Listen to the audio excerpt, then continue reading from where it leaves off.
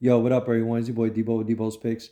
First, I want to recap yesterday's disastrous outcome, as well as go my plays for Monday Night Football. So let's quickly get into it. Starting off with yesterday's plays, yes, it was by far the worst Sunday I could recall in my 11 years of doing this between DFS and Prize Picks. Absolutely terrible. Now let's see why that came to be. Starting off with public enemy number one, Saquon Barkley. We had him going over his rush yards on half of my tickets, and had him going over his rush TDs on my other half of my tickets. What ended up happening? Well, let's just say even if they had a monumental Taco Tuesday discount of 24 and a half rushing yards for Saquon Barkley, he still wouldn't have hit. That's how bad of a day he had. Now, going on to his touchdown side, that actually struck a nerve with me a bit more, simply because he got vultured twice. First by his quarterback in the first quarter with a QB sneak in for a touchdown. And then second with his backup running back, Matt Breida, scoring on a rushing touchdown. So that right there told me all I needed to know on how the rest of the day was going to go for us. And honestly, it was literally the domino effect that I see happen once in a while when it comes to gambling. And it definitely happened to us yesterday.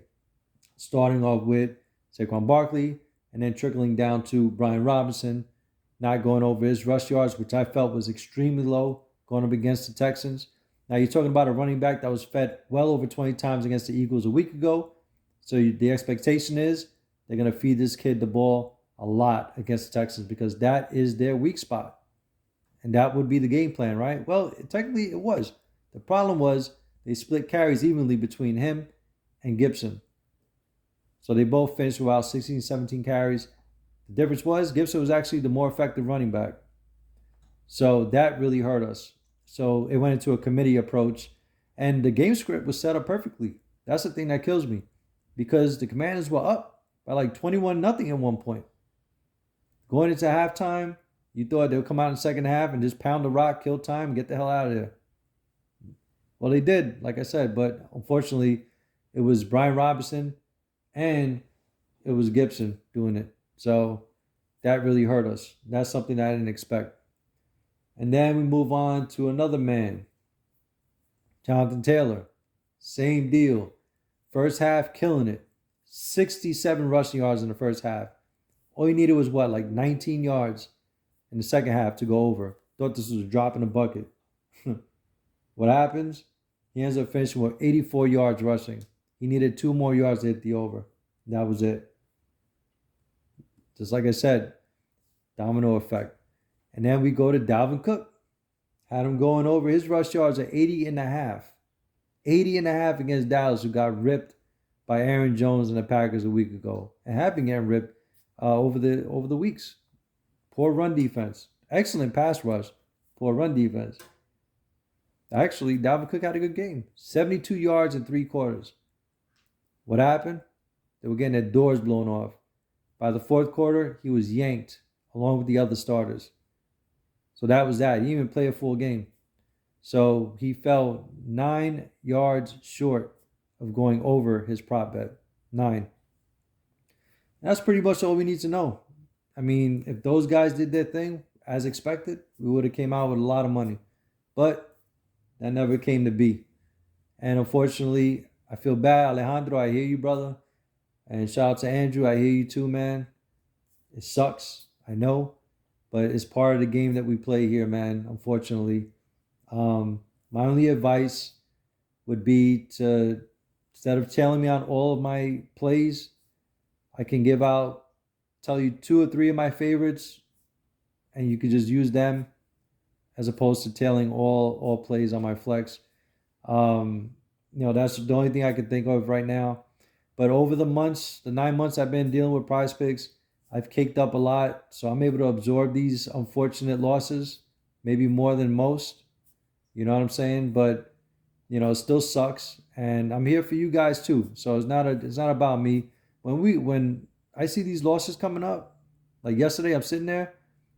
I'm telling my wife, I'm like, damn, man, I didn't even feel bad for me, and I'm like upset that I'm losing money. Don't get me wrong, but I'm like, damn, man, I'm giving out these things to people, and my whole thing was to make people money, not lose money. You know what I'm saying? So I know the past 4 months I've been doing this has been great overall, but this 2-week stretch has been brutal. I know. So my only advice would be to Bet within your means, as I say. You see, I do 20, maybe I'll do 40 sometimes. I'll do 10. I mix it up, but I make sure I live to bet another day. That's the way I operate. Because one of those, all it takes is one day, and boom, you recoup more than what you lost. And I'm not about chasing losses. So if I lose yesterday, I lose. That's it. I live to bet another day. I'll go about my business like I normally would. And with that said, I got one 6-player flex here for Monday Night Football. I'm not going to mess with the NBA today. I'm actually a little upset the way they're operating things now, simply because there are prop bets that I like, but by the time the board really opens up to where I can add people to it, the original prop bets I like got bumped up, and I can't stand that. So right now, the only prop bet I like that didn't get bumped up is Halliburton's points 19.5 going over. And even that is kind of cutting it close. So maybe his points and assists prop bet would be something that's more doable. But for now, I'm just going to stay away from the NBA. I'm going to take a break. I'm going to focus solely on a Monday Night Football game. So here's my 6-player flex that I have here.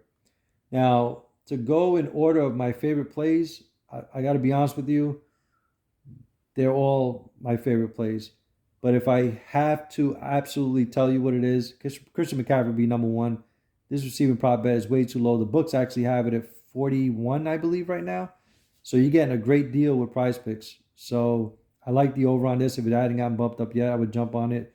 George Kittle, as I was trying to put everything together, it was originally at 41.5, and I had it there. But by the time it was time for me to submit, projection got bumped up to 44.5. I still like it. I believe the books have it at 47, 48.5 right now, so you're still getting a discount on Prizepicks. Then you got Andy Lee going over 4.5 punts for the Arizona Cardinals. I love that. Rondale Moore over 5 receptions. The books had got it favored at a minus 150 to go over 5.5. So you're getting a deal on Prizepicks. It will probably get bumped up. Colt McCoy, less on his fantasy score, and James Conner, less on his fantasy score. Now, let me give you guys a little side note that you won't see in the numbers. Like I said, I got gut, I got numbers, I do other research too that makes me come up with these plays. The Arizona Cardinals got there on Saturday.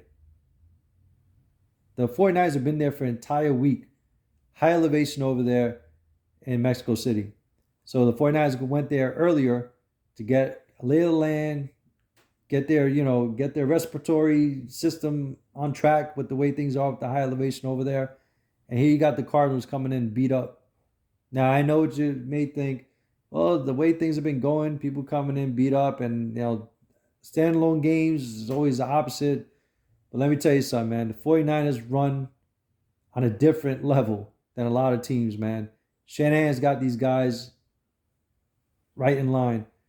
Very disciplined team. And I love this defense to shut down the Arizona Cardinals. You got Hopkins in there. He's always a threat, but he's coming off an injury who was questionable up until, I'd say, a couple of hours ago. And the expectation is that Kyler Murray's going to be out. So even with Kyler Murray out or in, he's playing hurt. So either way you slice it, I'm taking Colt McCoy less his fantasy score, less Kyler Murray plays, which is not the expectation. And James Conner, I don't expect him to do anything against that run defense. Yeah, he'll probably cast some balls out of the backfield. I'm not expecting him to get into the end zone or have some sort of a dominant game. So for me, my best plays would be Christian McCaffrey over his receiving yards easily. I would go Andy Lee's punch over 4.5. And it's a toss-up. The rest of them are kind of on the same boat. I'd probably take Colt McCoy's fantasy score less, James Conner fantasy score less, and then Rondale Moore over 5 receptions last. But those are the plays that I love equally. Rondale Moore being the least favorite, but like I said, at the end of the day, Colt McCoy's gonna have to throw a lot. Not gonna say he's gonna have a lot of success doing it, whether it's short passes or whatever. I like Rondale Moore to be on the other side of that, catching those balls. So those are my plays for today, guys. Hang in there. We'll get through this. All right. Be positive. I'll see you on the next one. Peace.